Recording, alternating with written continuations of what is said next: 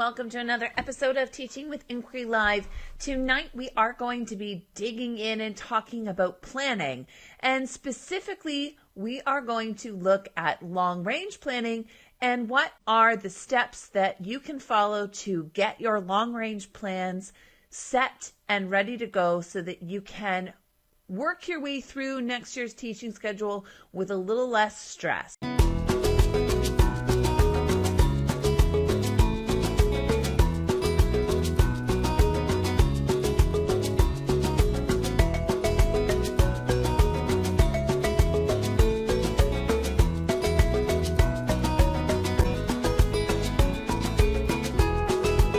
So if you're new to Teaching with Inquiry, thank you very much for joining me. My name is Patty. I'm a 4-5 split grade teacher here in Ontario, Canada, and I come live every single Monday night at 9 to talk about using inquiry-based teaching strategies in your classroom, as well as lots of other teaching-related topics such as planning and how that can help you to make teaching and learning more fun and engaging for both you and your students. So thanks again for joining me. And like I said, we're going to dig in and talk about my 6 tips for long-range planning. I'm going to actually walk you through my process of how I go about creating my long-range plans. Now, for me, one of the reasons that I am really quite a stickler for myself on using long-range plans is because, number one, it gets me really familiar with the curriculum that I need to be covering. It also helps me to kind of lay the groundwork and the framework for what learning is going to look like in my classroom. It means that I'm not constantly coming up with what are we going to do next in my classroom, because I have at least a plan or trajectory to follow. Now, that doesn't mean that I am set in stone and that we cannot be flexible with that, but I certainly like to know where I'm going before I begin, and that definitely helps me to reduce some of the stress and anxiety that might happen if we are constantly feeling like we're playing catch up. I know in my first couple of years of teaching, when I wasn't so good at making a long-range plan, teaching for me felt like day to day or even week to week. And that was sometimes overwhelming and created a lot more stress for me as a teacher. So when I found that I could actually have some of the time to sit down and take the time to plan out what my year was going to look like before I started teaching, I found that some of that day-to-day, week-to-week type of what are we going to do next questioning, I was able to let some of that go because I knew the big ideas. Now, long-range planning is a big idea movement. It's definitely macro, not micro. Macro meaning that it is the big ideas that you are covering, the general overview of what you're teaching when, and it's not the day-to-day lesson plans or the nitty-gritty getting into things like specific expectations. You're definitely looking at things like big ideas. Now, the other thing that I think you need to remember is that when we are doing long-range planning, the reason we should do long-range planning is not simply because our principal might be asking for a copy of it, but it is more so for our own benefit, because in the long run, it might be a little work now, but we are thinking about what that's going to look like, and it will generally relieve some of that stress and anxiety that you might have as you are beginning and getting through some of your lessons as you're teaching. Now, why would we talk about this now in May? So if you're like me, you may have been receiving your teaching assignments already for next year. If you're in a permanent teaching role, you may have been given your assignments or anticipating your assignments to be assigned to you already for next year. As one year is winding down, it's a great time to stop and reflect on what worked, what didn't, and to start thinking about what that plan is going to look like, especially as you're thinking about the fact that school will be done, at least for me, at the end of June. So if you have teaching partners, it's a great time now to be able to sit down and think ahead as your class building and you are looking at what September is going to look like. Now is a great time to kind of get your feet wet and get started with long-range planning.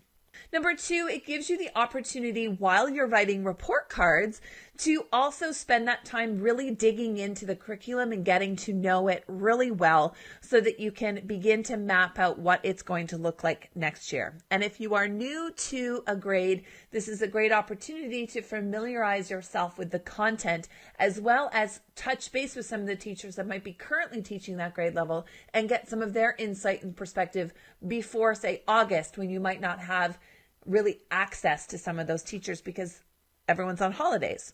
So my tips tonight are specifically about how to long range plan when it comes to split grades, because really that is the hardest part of coming up with a long range plan, is especially when you're teaching a split grade, as to what are you going to do when and how are you going to fit that puzzle piece of those two grades together.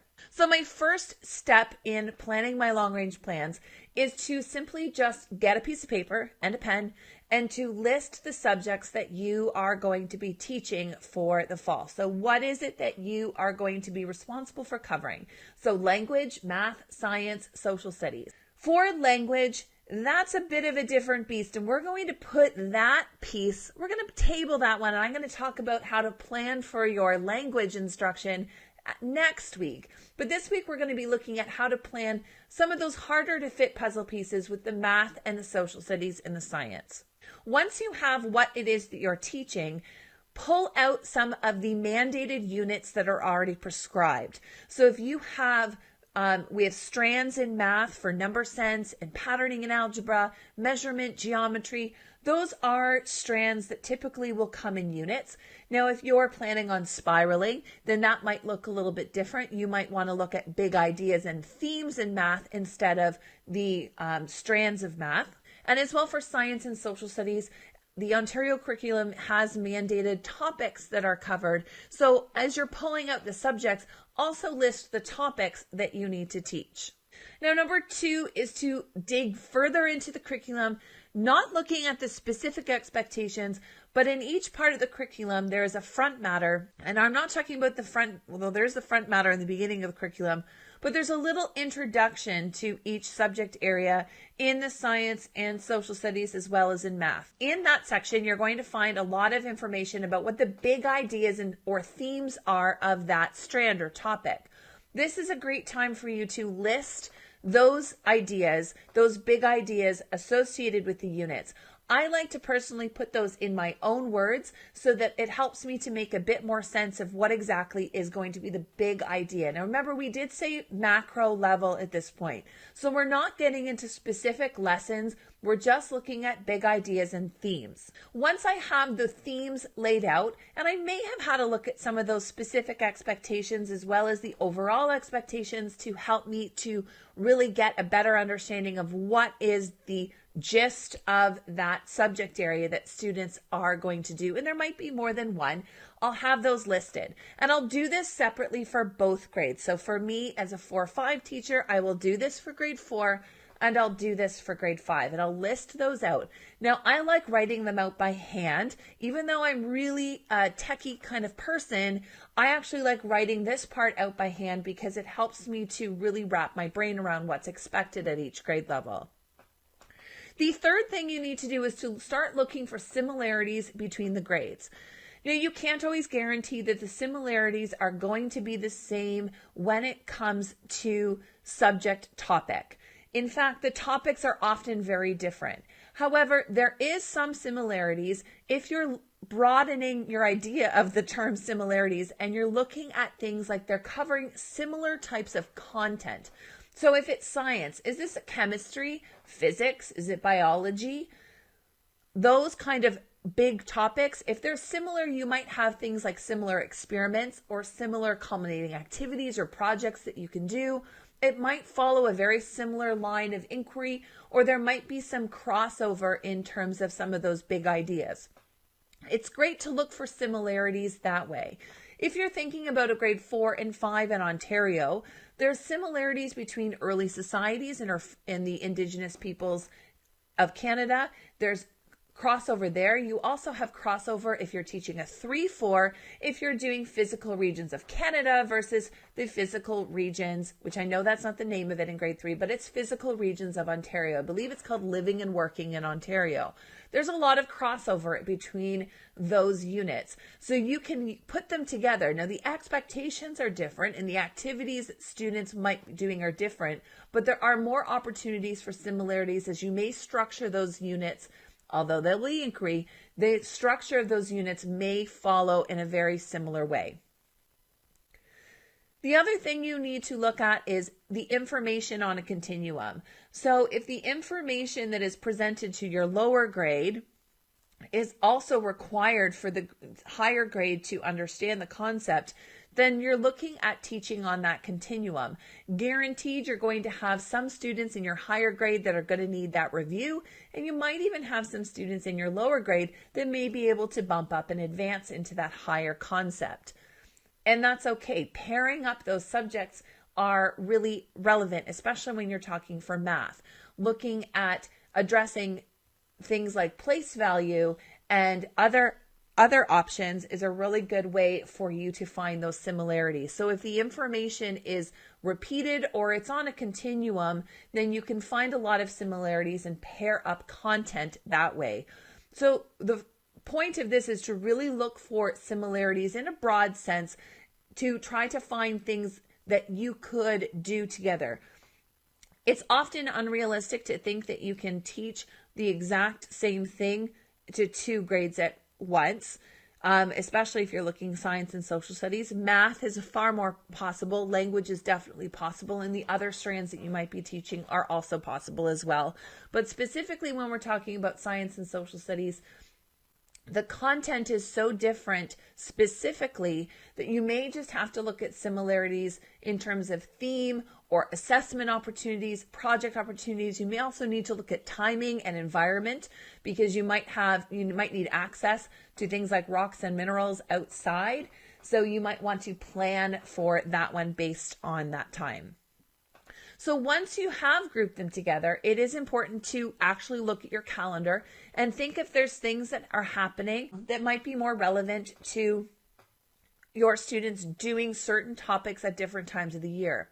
If you're teaching government, it does make sense for you to run your government unit at the same time that the election might be happening. Whether that is federal, provincial, or municipal, it's probably a good idea to be running that government unit at the same time as an election is happening.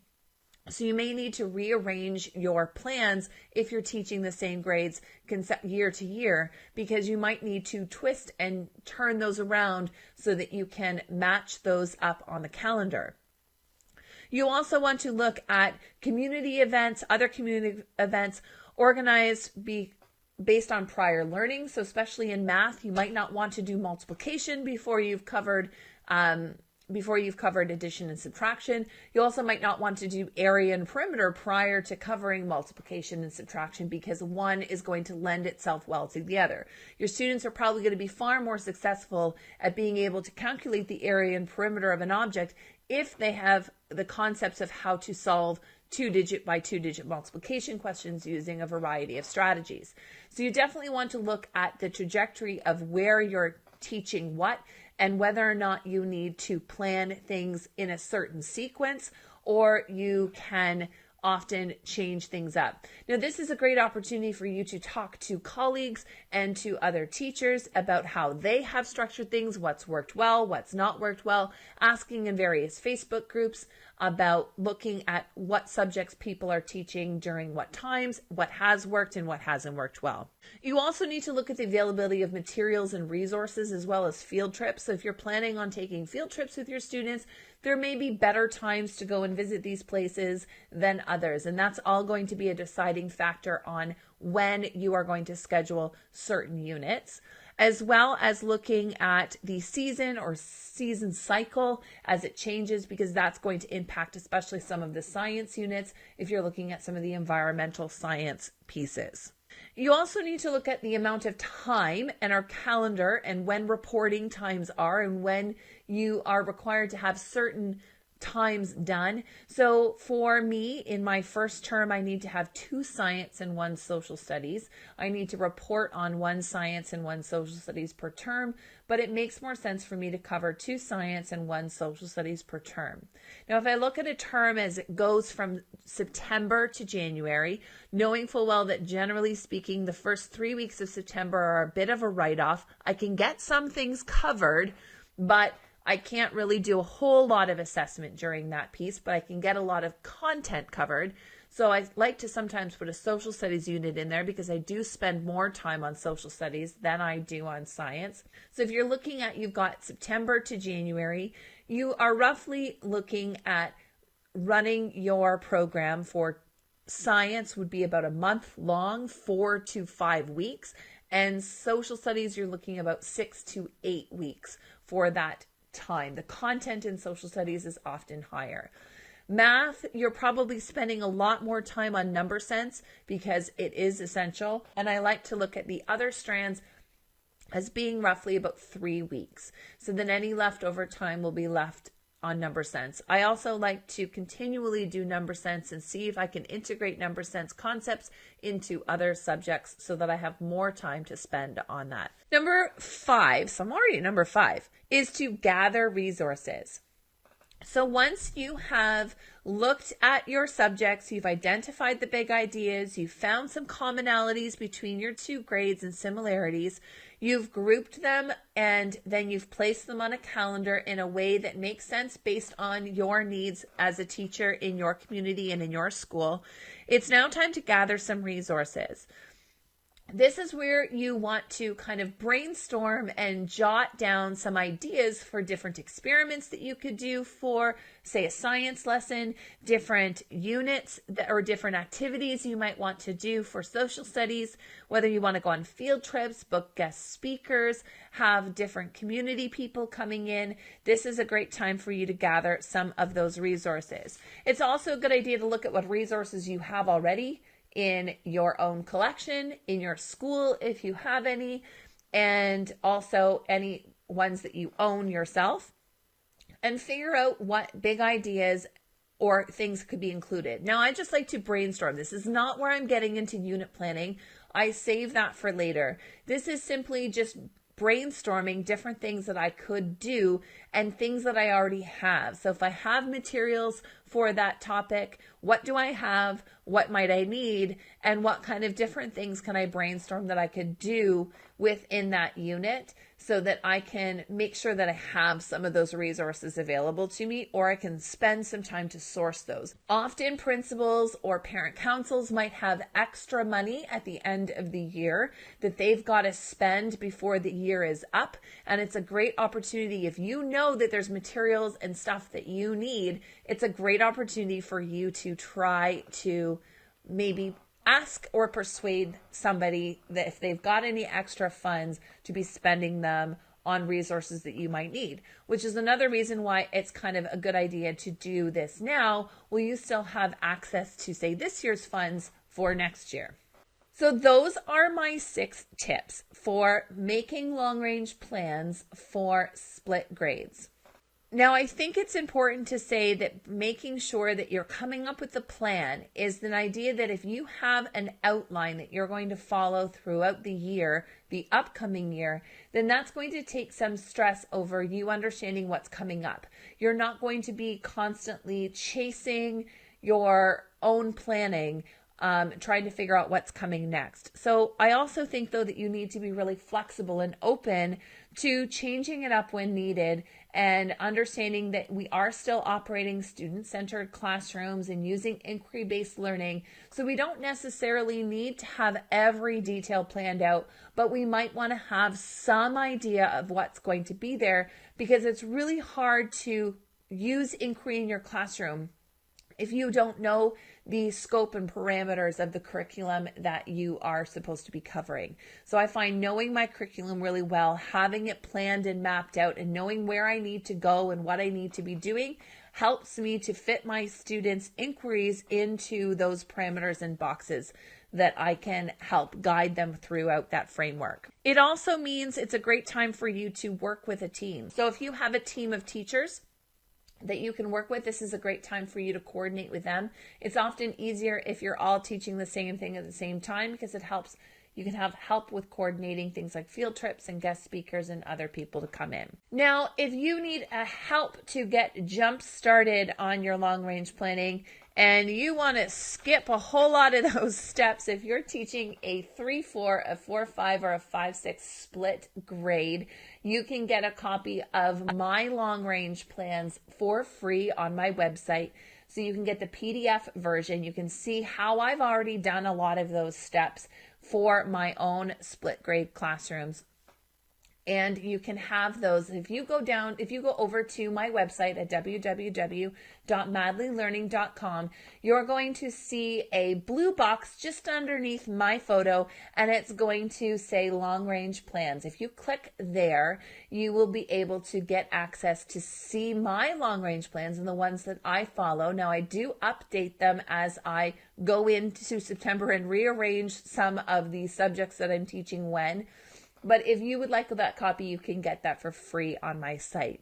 Now, if you want to skip ahead and even get an editable version so that you can take what I have for my plans and you want to not have to rewrite everything and you want to be able to personalize them to you and rearrange them to suit your own needs, you can find those on my TPT store. There is a full editable version of my long range plans on Google Drive, and they're Google Drive format, so they're completely 100% customizable, editable, and printable for you to use for your own needs. So some of this stuff, you can skip some of those steps.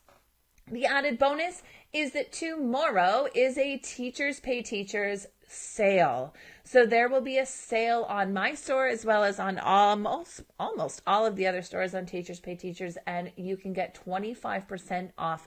I will post the discount code following this video, unless somebody else wants to post it for me. Hint, hint, hint to the man upstairs if he's watching. If you could post that link, that would be great for the code. It's 25% off. So that includes all my long range plans as well as all of my science, social studies, math, and language bundles will all be 25% off tomorrow.